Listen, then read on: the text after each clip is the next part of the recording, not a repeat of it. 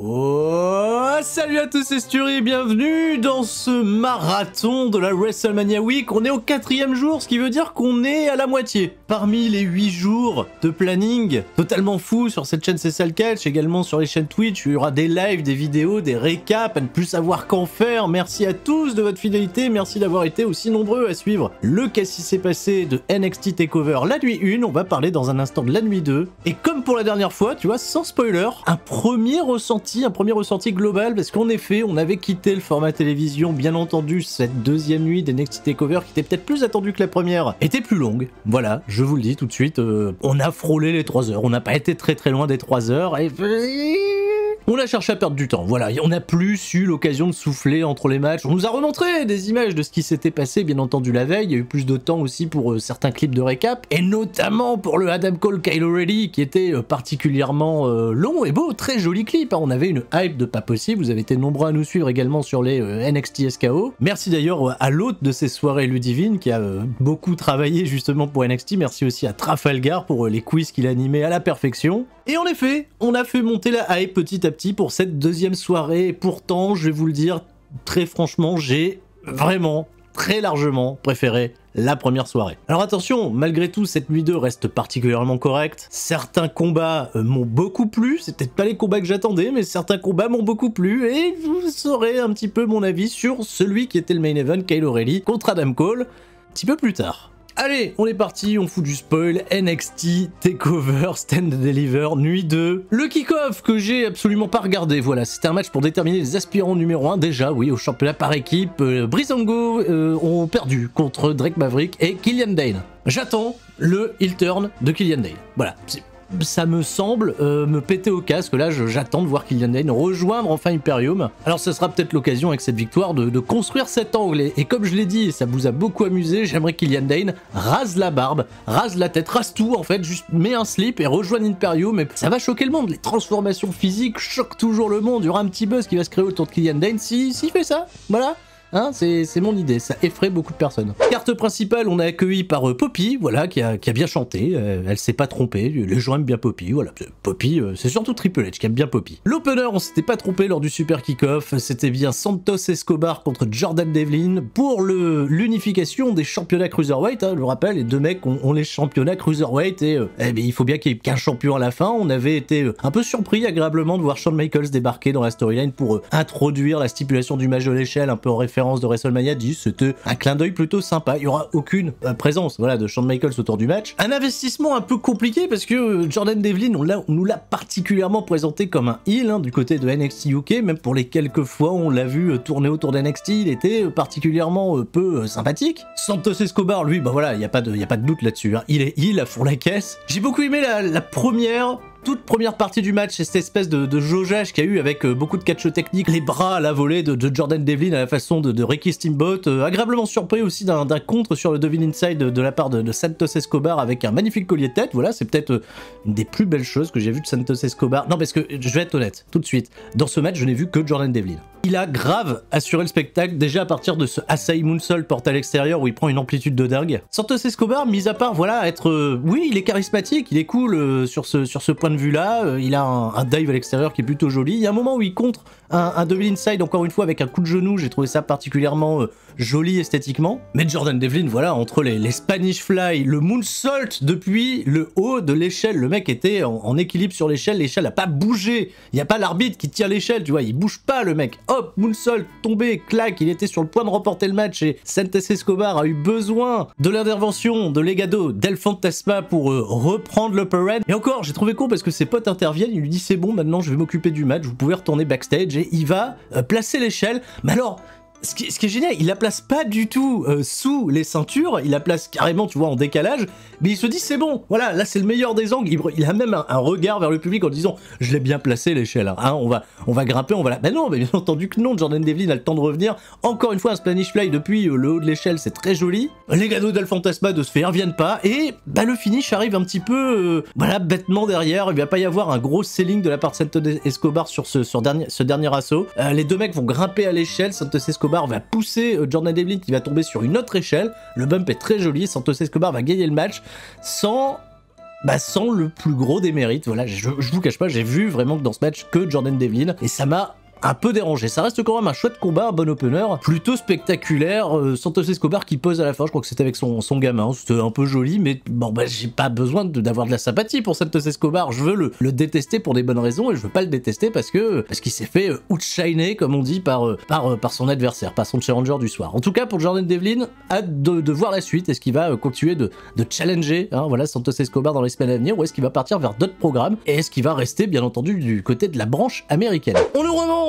Oui, je peux le faire avec NXT. On nous remonte des images de ce qui s'est passé un petit peu plus tôt dans la journée, à savoir les arrivées respectives d'Adam Cole et de Kyle O'Reilly au Performance Center. Et à ce moment-là, voilà, plus de doute, j'en ai parlé tout à l'heure, ça sera bien le main event de la soirée. Les championnats par équipe féminin de NXT sont défendus par Shotzi Blackheart et Ember Moon contre Candice LeRae et Indy Hartwell, The Way, que j'adore, c'est très divertissant. Un match honnête, même si j'ai pas énormément d'intérêt, j'ai perdu beaucoup de sympathie auprès de Shotzi Blackheart. The Way a fait un chouette job de heel, voilà, Candice LeRae est toujours aussi irréprochable, Indy Hartwell est véritablement en train de faire des progrès. Un petit moment rigolo quand Ember Moon a fait le geste Suck It, voilà, bah c'est bien une Muff Hunter celle-là. Elle a enchaîné avec un discus elbow, Indy Hartwell est revenue d'ailleurs un petit peu plus tard avec un joli Spinebuster, j'ai bien aimé. Alors Shotzi Blackheart encore une fois a failli mourir sur un dive à l'extérieur, mais il va falloir faire une compilation de tous les dives de Shotzi Blackheart, elle manque à chaque fois de se tuer dès lors qu'elle saute à l'extérieur, c'est fou. Une chute d'ailleurs qui va laisser Ember Moon totalement pantois, ou plutôt Sarray. Ah non, Sarray c'est vrai, Sarray on l'a vu la veille, Sarray elle va commencer, c'est une catcheuse japonaise, Sarray elle vient de signer, et bah, elle cherche à monter un programme contre Montreux, visiblement, bien.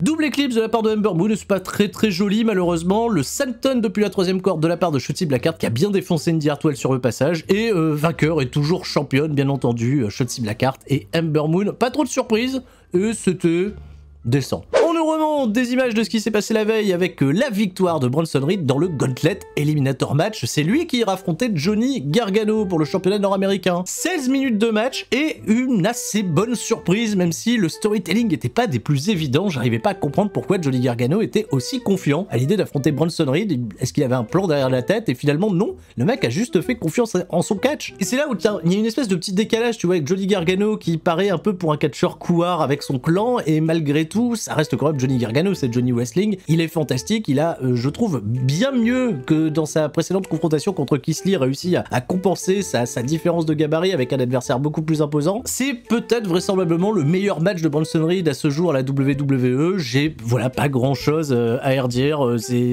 les assauts en tout cas de Johnny Gargano étaient cohérents, puisqu'il n'arrivait pas à faire vaciller Bronson Reed au début, on le voit bien, il essaye de porter un moment sa spire avec l'aide des cordes, et ça fonctionne pas, Bronson Reed reste debout. Il va finalement réussir à revenir avec des kicks au niveau de la jambe. Bronson Reed fait un super travail de selling. Bronson Reed par contre il a des comebacks qui sont toujours fascinants. Un powerhouse, tu vois, avec ce côté un petit peu catch moderne, et qui va pas hésiter aussi à partir dans des gros spots. Il est généreux, il va se prendre un Poison Rana de la part de Johnny Gargano, c'est pas banal. J'ai adoré le Razor's Edge depuis la rampe depuis la rampe, voilà, avec Gargano qui est projeté dans le ring. Bronson Reed va vraiment essayer de tout faire et de nous épater. Il va quand même tenter un moonsault, et le mec depuis la troisième corde qui va, heureusement pour Johnny Gargano, être esquivé. Il va porter 2 fois son DDT avec l'aide des cordes Gargano pour remporter la victoire, rester champion. Il y a eu des petites embrouilles, il y a eu des petites interventions de la part de Austin Theory, mais bon, c'est pas non plus très notable. Voilà, Bronson Reed a réussi à s'en défaire, voilà, Bronson Reed n'aura pas gagné, Johnny Gargano reste champion. C'était bien, et à sa place en plus, donc parfait, bravo, ok. On nous remonte des images de ce qui s'est passé la veille, la victoire de Walter sur Tommaso Ciampa. Si vous n'avez pas vu mon Qu'est-ce qui s'est passé de la nuit 1, je vous invite à aller le revoir parce que je n'ai que de l'amour pour ce combat. Le championnat NXT défendu par Finn Balor contre Karrion Kross. Des très belles images pour nous annoncer le match. Très beau clip de présentation, encore une fois, beaucoup d'artifices autour de l'entrée de Karrion Kross, de la présence de Scarlett. Le Doomsday, il y a véritablement un package qui séduit, mais il y a également un package qui me séduit beaucoup autour de Finn Balor, voilà, qui arrive avec une gueule business, et c'était super, parce que Finn Balor, bon, au-delà qu'il avait dessiné, voilà, une petite croix sur son épaule, c'était bon, un petit peu joli, mais c'était aussi une cible pour Karrion Kross. Il va t'attaquer ton épaule, mais Karrion Kross, en fait, c'est ça le problème, c'est que pendant tout le match, il a pas de stratégie, c'est juste un bourrin, il attaque, il frappe fort, et de son côté, mais alors, Finn Balor, que j'adore véritablement, qui est peut-être dans son prime le plus total, Finn Balor aura pendant tout ce match une intelligence de catch incroyable. Ça va durer 17 minutes et désolé Adam Cole et Kyle O'Reilly, Karrion Kross contre Finn Balor est mon match préféré de cette soirée. Finn Balor va cibler dans un premier temps le bras de Karrion Kross qui va à chaque fois pouvoir le repousser. Je rappelle que Karrion Kross lui aussi a une blessure à l'épaule et ce qui l'a contraint à abandonner le titre NXT en premier lieu. Et pour déstabiliser Karrion Kross, Finn Balor va sans arrêt sourire. Il va avoir un smile, il va essayer de lui dire tu te fais pas peur. Il va se montrer particulièrement insolent, lui mettre des baffes et il va réussir petit à petit. Tu vois, au début ça agace pas trop Karrion Kross qui reste serious business. À un moment, Karrion Kross, quand il va se prendre une baffe de la part de Finn Balor, va littéralement péter un câble et c'est ce qui va l'amener à commettre ses premières erreurs. C'est-à-dire, il va faire une Braun Strowman, à un moment il va courir tout droit, il va foncer dans le poteau et Finn Balor va commencer son assaut au niveau de l'épaule avec des élégations du bras à l'aide des cordes. Il catch toujours de manière un petit peu rude Finn Balor, pas toujours dans les règles. Karrion Kross réussit malgré tout à faire quelques comebacks, mais toujours sans grande stratégie, uniquement en utilisant la force, mais ce bras lui fait souffrir. Et à un moment, Finn Balor va changer de stratégie. Alors, il va saisir une opportunité, je trouvais, qui était assez bien amenée, bien trouvée, sur une tentative de projection dans les cordes. Karrion Kross va la contrer, Finn Balor va revenir avec un spinning back kick directement dans l'estomac. Pendant une seconde, Karrion Kross ne va absolument pas vendre le coup, puis va s'effondrer et va commencer à vendre le bid jusqu'à quasiment la fin du match d'une manière que j'ai trouvé vraiment fascinante. Et de ce fait, Finn Balor, à ce moment-là, va totalement changer de stratégie. Il va s'attaquer principalement au ventre de Karrion Kross, qui va très très bien le vendre d'ailleurs. Le work est plutôt solide, plutôt chouette. Il y a des images là encore, parce que Karrion Kross réussit quelques comebacks. J'ai adoré le moment où Finn Balor, je sais plus, tente un tomber, l'autre se dégage, il va lui attraper la cheville. Tu vas le regarder, il y a véritablement, il est fait pour la télévision, Karrion Kross. C'est un catcheur qui va, je pense, si un jour il vient aller dans le main roster, va beaucoup plaire à Vince McMahon parce que il va pouvoir se régaler, tu vois, au niveau de la production vidéo, à faire des gros plans, tu vois, sur ses expressions faciales, des gros plans sur Scarlett aussi, bien sûr. Finn Balor va dérouler un petit peu tout son arsenal de prise, il va y avoir, voilà, le pellet kick, le shotgun dropkick dans le coin, il va même en faire deux. Le coup de grâce porté depuis la 3e corde, il va perdre un petit peu de temps pour protéger son finish parce qu'on se doute que Karrion Kross va s'en dégager. Et oui, en effet, oui, Karrion Kross se dégage du finish de Finn Balor. Et il fait pas que se dégager, les amis. Il se dégage et directement, il part en Gilbert Bécaud Sleeper Hold. Oui, Gilbert Bécaud. Ouais, référence de Boomer là aussi. Il chantait toujours en se tenant l'oreille. Et là, voilà, la sleeper portée par Karrion Kross. Finn Balor va réussir à rouler en arrière, à amener encore une fois un double stomp au niveau de l'abdomen. Il y a toujours ces rappels. Il va remettre un grand coup de pied d'ailleurs dans l'abdomen de Karrion Kross derrière. Et j'ai envie, clairement, à ce moment-là, de me dire, Finn Balor peut gagner, il peut gagner le match, c'est lui qui a la stratégie la plus efficace jusqu'à présent. Il va tenter de faire abandonner son adversaire avec un abdominal stretch et là on a un plan, en fait il réussit un petit peu à retourner la prise Karrion Kross mais pas totalement et il va se retrouver face à Scarlett qui va commencer à lui gueuler des trucs, je sais pas, en tchèque. Et Karrion Kross va, je sais pas, avoir une espèce de regain d'énergie, il va commencer à amener ses grands coups d'avant-bras dans la nuque là. Il me gêne un peu ces coups d'avant-bras parce que je sens qu'ils sont super safe. C'est plus la production vidéo qui fait que j'ai l'impression qu'il y a de l'impact, mais en réalité pas trop. Et un peu la manière de Yoshira et Raquel Gonzalez la veille, à partir de ce moment-là, Karrion Kross va juste déballer voilà, son arsenal et terminer avec 2 gros elbows directement dans la nuque de Finn Balor. Je suis pas un des plus gros fans de ce finish, moi qui disais en plus qu'il avait adoré la chop de Walter pour gagner le match. C'est suffisant, Finn Balor s'incline et on a un nouveau champion NXT pour la 2e fois. Karrion Kross est désormais l'homme à abattre dans cette division de la Ligue 2. Super! Voilà, moi ça me plaît, ça m'a bien plu ce match, j'ai trouvé très très cool, très intéressant à regarder et Finn Balor est un dieu, hein. Finn Balor est super. On nous rappelle que NXT c'est désormais le mardi et que Taya Valkyrie qui est renommée Frankie Monet va faire ses débuts ce mardi. Est-ce qu'elle sera babyface? Est-ce qu'elle sera heel? Qu'est-ce que vous pensez du nom de Frankie Monet? Vas-y Frankie, allonge le fric. Bien, hein, voilà, je pense que déjà toutes les blagues ont été faites. Le match non sanctionné entre Kyle O'Reilly et Adam Cole. Clip de présentation, encore une fois, particulièrement sensationnel. C'était véritable, un des plus beaux clips qu'a produit NXT depuis leur création. Il y a cette espèce de vibes, voilà, qui nous envahit, une vibes où c'est une amitié qui se termine, un petit peu à la manière de Kevin Owens contre El Generico, un peu à la manière de Tommaso Ciampa contre Johnny Gargano. Est-ce qu'on va réussir à faire aussi bien? En tout cas, on les a mis dans les dispositions, on va leur donner du temps. Le match va durer 40 minutes. Nouveau thème, hein, bien entendu, pour chaque catcheur, hein, fini Disputed Era, fini le boom hein, de Adam Cole qui va quand même faire boum, voilà, mais c'est plus pareil. J'aime beaucoup le thème de Kyle O'Reilly, je trouve que ça lui va bien, il peut faire de la guitare, voilà, du air guitare en arrivant au ring et ça lui... C'est cool, c'est plutôt chouette. Un respect du détail qui m'a plu également, l'arbitre n'est pas grimé aux couleurs de NXT mais porte juste un t-shirt noir parce que le match n'est pas sanctionné. Alors d'ailleurs pourquoi on a des commentateurs pour ce match? Pourquoi... Début de match, j'ai trouvé un petit peu timide. En effet, ça part en brawl, ça tourne très rapidement à l'avantage de Kyle O'Reilly. Ah! Mais qu'est-ce qu'il a au coude, Kyle O'Reilly? Mais qu'est-ce que c'est que ça? Mais d'où? Le mec, il a une boule de pétanque à la place du coude, mais comment c'est arrivé? Pourquoi il démarre le match comme ça? Pourquoi il a pas une coudière? Pourquoi je ne vois que ça? Pendant les premières minutes du match, j'étais totalement déconcentré, les mecs. Mais non, mais arrêtez! Arrêtez de me remontrer ça, enfin! J'ai vu que ça. Et vous allez voir, le public NXT aussi l'a vu. Et j'en reparlerai un peu plus tard. Un peu d'action à l'extérieur, ça va être un peu du à toi, à moi. Mais arrêtez! Mais j'ai... Oh! Bon, j'arrête. Voilà. Après, bon, Adam Cole va aller sortir des chaises. C'est des chaises avec les sigles Undisputed Era. Alors bon... Pourquoi? Est-ce que c'était bien nécessaire? Je sais pas. Il y a beaucoup de choses à compter, donc je vais prendre plutôt les moments qui m'intéressent. Il y a peut-être quelque chose qui m'a dérangé dans le match, c'est beaucoup de tentatives de soumission. Alors je sais bien que ça fait partie intégrante du style de Kyle O'Reilly, mais derrière Adam Cole vend pas en fait. Il vend jamais la jambe, il vend jamais le bras, c'est le gros souci d'Adam Cole de manière générale. Peut-être un de mes spots préférés du match, c'est quand Kyle O'Reilly va chercher une chaîne, que Adam Cole la récupère et décide de l'attacher aux cordes. Il va réussir à contrer une tentative d'assaut de la part de Kyle O'Reilly en tendant la chaîne, et de ce fait il se fait une auto-corde à linge, Kyle O'Reilly. Ça c'était joli, ça c'était un petit peu inattendu, c'était original. Dans les trucs un petit peu jolis, derrière il y a Adam Cole qui réussit un Shining Wizard sur Kyle O'Reilly assis sur des chaises. Il y a Kyle O'Reilly qui va tenter, c'est peut-être le seul véritable rappel à la storyline, le Brainbuster sur la partie basse de l'escalier, et puis il va se résigner, il va se dire non je vais pas le faire, je vais pas non plus le tuer. Et c'est un peu con parce qu'ils ont véritablement envie de se tuer depuis le début du match. C'est un drôle de moment de flottement, surtout qu'un petit peu après, Adam Cole va profiter de cette faiblesse émotionnelle de la part de Kyle O'Reilly pour reprendre l'avantage, et Kyle O'Reilly va finalement porter le Brainbuster, mais sur la table des commentateurs qui va pas péter. Hein, depuis l'accident Tony Storm, la table ne pète plus. Et un petit peu à l'image du grand combat de sa femme, un Britt Baker du côté de l'Elite Wrestling, il va aller nous chercher une pince multiprise. Et là, je me marre. Tout le public commence à chanter Squeeze his elbow, c'est-à-dire éclate-lui le coude, là, le truc, parce que oui, le public l'a vu, hein, je ne suis pas le seul à être dérangé par tout ça. Alors c'est bizarre, parce que j'ai l'impression que la boule au coude de Kyle O'Reilly, voilà, elle était moins proéminente plus on avançait dans le match. Finalement, Adam Cole, c'est pas le coude qui va attaquer, il va essayer d'attaquer l'œil comme cette Rollins sur Rey Mysterio, les souvenirs que ça m'a rappelé. Bon, finalement, Kyle O'Reilly va le repousser, ils vont essayer de se battre avec une clé à pipe, mais personne va porter de coup avec la clé à pipe. Il va y avoir une magnifique clothesline, un petit peu à la manière de Nigel McGuinness de Kyle O'Reilly, que j'ai bien aimé. Ils vont poser deux chaises pour faire, voilà, un petit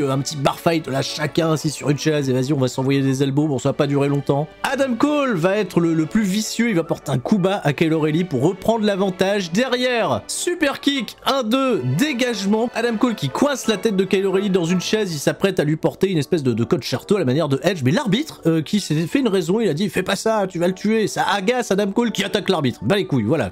Ouais, tu veux faire ce que tu veux, tu la fermes, etc. Hop, un petit peu plus tard, Panama Sunrise, 1, 2, mais il y a 2, 3, 4, 12. T'as cogné l'arbitre, Adam Cole, mais qu'il est con. Mais quel spot à la con, franchement, Adam Cole, réfléchis. Il est là en train d'engueuler l'arbitre, essayer de le réveiller, puis il se rend compte de sa connerie, quoi. Mais c'est débile. Ils vont se diriger vers la rampe d'entrée, il va y avoir un spot un petit peu joli, Kyle O'Reilly qui va essayer de revenir avec une guillotine, et finalement qui va se faire spinebusterer à travers la rampe. Voilà, la rampe. C'était un peu joli. Adam Cole, il s'est cru à sa baraque. Il commence à tout péter pour aller chercher Kyle O'Reilly, mais par-dessous la rampe, par le côté de la rampe. Il pète le décor, voilà, on le sort du truc, c'est un peu visuel. Par contre, c'est long. C'est long, ça dure longtemps. Hein. Ça dure longtemps, je pense qu'il y a juste ce qui occupe cette partie rampe d'entrée avec les mecs qui vendent bizarrement, tu vois. Ça dure 5 minutes et c'est vraiment un peu pénible, tu vois, à ce moment-là du match. Malgré qu'il y ait 2-3 trucs spectaculaires, mon attention se barre. Mais bon, ça va, on va revenir dans le ring, on va envoyer, je pense, la partie finale de ce combat. L'arbitre est revenu à lui, incroyable, il engueule même pas Adam Cole, il est tellement sympa. Brainbuster de la part d'Adam Cole, qui lui n'est pas émotif, il l'a porté, voilà, sur le bas de l'escalier, il va ramener Kyle O'Reilly dans le ring. 1, 2, et ce dégagement est super, puisqu'il va juste tout doucement lever l'épaule Kyle O'Reilly, et c'est pas suffisant pour Adam Cole pour remporter la victoire. Adam Cole qui est prêt ensuite pour son Shining Wizard, mais Kyle O'Reilly qui va faire une Kenny Omega contre Okada et s'effondrer, voilà, puisqu'il a bout de force, de ce fait, hop, on essaye de le replacer de la part d'Adam Cole, et Shining Wizard numéro 2 esquivé. Nouvelle tentative de soumission, après ça va, Ushigoroshi, un magnifique penalty kick de la part de Kyle O'Reilly qui va revenir lui aussi avec sa version du Shining Wizard en baissant, voilà, il n'y a pas de boule sur le genou, oh là là, j'ai eu peur, il n'y a pas de boule sur le genou. Shining Wizard dans la nuque nuque, très joli, il le porte mieux qu'Adam Cole, c'est pour vous dire. Un de dégagement, ils vont encore aller chercher la chaîne pour porter. Ils perdent pendant tout le match, ils portent des soumissions à l'aide de la chaîne, mais ça a pas trop d'effet en réalité. Je trouve pas ça visuel. Kyle O'Reilly qui perd du temps sur la troisième corde, il se fait à nouveau attaquer par Adam Cole. Il va finalement mettre ses émotions de côté, porter un gros low blow à Adam Cole, s'entourer la jambe et le genou de la chaîne, mais bon, on se tombe directement en bas de la cheville et porter un magnifique knee drop sur la tête de Adam Cole qui rebondit sur la chaise derrière. 1, 2, 3. Le bon vainqueur pour ce match. Un peu long, un peu éprouvant, un peu compliqué à regarder. Tu vois, je le disais au SKO, j'ai pas de souvenirs notables de tous les affrontements entre Kyle O'Reilly et Adam Cole par le passé. Il y a eu des chouettes matchs, notamment du côté de Ring of Honor. Les deux combats de Final Battle sont pas si mauvais, même si je trouve toujours qu'il manque un petit truc. Et ce petit truc, c'était peut-être, tu vois, le manque de personnalité de Kyle O'Reilly à l'époque. Là, désormais, il a la personnalité, mais je sais pas. J'ai l'impression que voilà, ça manquait peut-être de hits, ça manquait d'ambiance. J'ai l'impression que le public, absolument à bout de 2 heures, était un petit peu fatigué. On n'est pas, à mon sens, au niveau de Johnny Gargano et Thomas Ciampa, mais gros bien vous en fasse si vous avez apprécié ce combat. Ils ont quand même pris des risques un petit peu fous. J'ai eu très peur parce qu'en plus, bon, ils vont faire des caisses. Hein, voilà, Adam Cole qui va être transporté en civière. Cet arbitre incroyable, tu vois, qui veille au grain qu'Adam Cole aille bien malgré qu'il ait attaqué quand même le professionnalisme des arbitres WWE. Ah là là, quelle histoire! Kyle O'Reilly qui m'a fait peur parce qu'il marche à reculons sur la rampe. J'ai eu peur qu'il tombe dans le trou, mais finalement ça va. Voilà, il se tourne, il se barre. On voit son dos qui est totalement meurtri. Et c'est la fin de ce show NXT. Moins bon, encore une fois, je préfère le dire, moins bon que celui de la veille. En tout cas, c'est mon avis. J'espère en tout cas qu'il vous a plu. Et si vous avez de l'amour pour NXT, si vous voulez que je parle plus souvent d'NXT, faites-moi péter cette barre de pouce bleu, abonnez-vous à la chaîne CSL Catch, on a encore 4 grosses journées à vivre ensemble sur cette chaîne et sur la chaîne Twitch. Le planning s'affiche à l'écran. Je vous rappelle que vous pouvez toujours profiter de la réduction de 20% sur l'intégralité de la boutique CSL Catch en compensation, bien entendu, de tout le travail qu'on essaye de vous fournir et de toute cette passion qui nous anime pour cette semaine de WrestleMania. Et tout le monde, reste fort, c'était Sturridge. Ah bah arrête avec ce coude, arrête!